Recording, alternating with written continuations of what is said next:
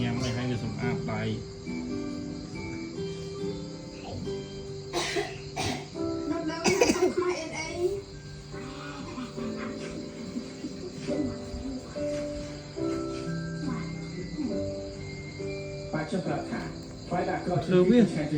ធ្វើវាសម្អាតដៃសម្អាតជើងនេះ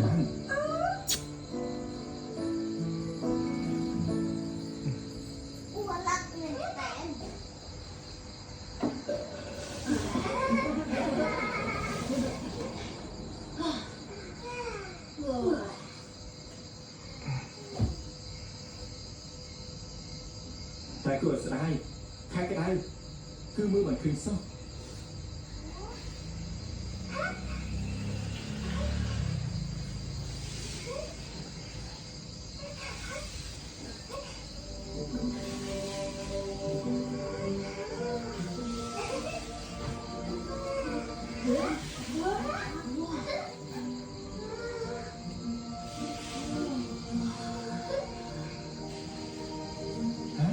មើលចុះវាជាខ្យល់ដំណៃឯណាមើលទៅចុះមើលមិនឃើញថយក្រោយខ្សែកាយនោះគឺជាកន្ទុយរបស់វាហើយច្បាប់វាគឺនៅខាងស្ដាំខាងលើមើលទៅទៅនេះវាចុះខ្ញុំមើលទៅវាដូចជាស្កក្រមចឹងគួរតែដាក់ឈ្មោះជាស្កក្រមទៅត្រែនៅខាងនោះទៅដូចជាសក់ជីវខ្ញុំដាក់ឈ្មោះថាសៀវសិន